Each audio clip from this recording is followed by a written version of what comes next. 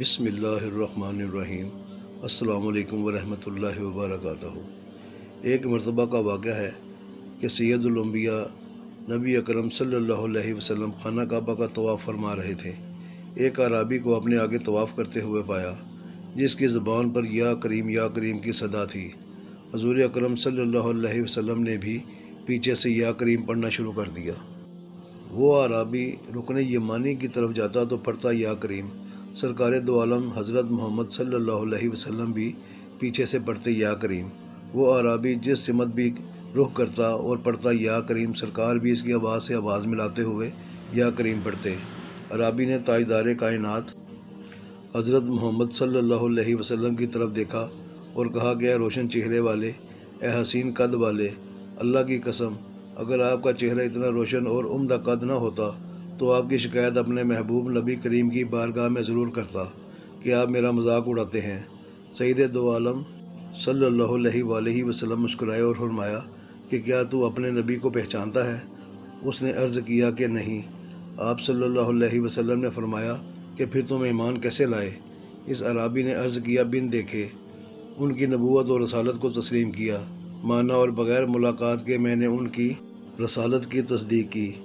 آپ نے فرمایا مبارک ہو، میں دنیا میں تیرا نبی ہوں اور آخرت میں تیری شفاعت کروں گا۔ وہ حضور علیہ السلام کے قدموں میں گرا اور بوسے دینے لگا۔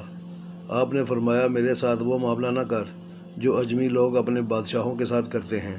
اللہ نے مجھے متکبر و جابر بنا کر نہیں بھیجا، بلکہ اللہ نے مجھے بشیر و نذیر بنا کر بھیجا ہے۔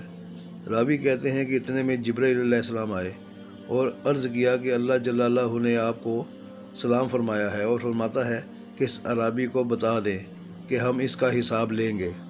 اعرابی نے کہا یا رسول اللہ، کیا اللہ میرا حساب لے گا؟ فرمایا ہاں، اگر وہ چاہے تو حساب لے گا۔ عرض کیا کہ اگر وہ میرا حساب لے گا تو میں بھی اس کا حساب لوں گا۔ آپ نے فرمایا کہ تو کس بات پر اللہ سے حساب لے گا؟ اس نے کہا کہ اگر وہ میرے گناہوں کا حساب لے گا تو میں اس کی بخشش کا حساب لوں گا۔ میرے گناہ زیادہ ہیں کہ اس کی بخشش۔ اگر اس نے میری نافرمانیوں کا حساب لیا تو میں اس کی معافی کا حساب لوں گا۔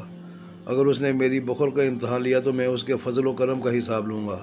حضور اکرم صلی اللہ علیہ وسلم یہ سب سماعت کرنے کے بعد اتنا روئے کہ ریش مبارک آنسوؤں سے تر ہو گئی۔ پھر جبرائیل علیہ السلام آئے۔ عرض کیا اے اللہ کے رسول، اللہ سلام کہتا ہے اور فرماتا ہے کہ رونا کم کریں۔ آپ کے رونے نے فرشتوں کو تسبیح و تحلیل بھلا دی ہے۔ اپنے امتی کو کہیں نہ وہ ہمارا حساب لے نہ ہم اس کا حساب لیں گے، اور اس کو خوشخبری سنا دیں، یہ جنت میں آپ کا ساتھی ہوگا۔ سبحان اللہ۔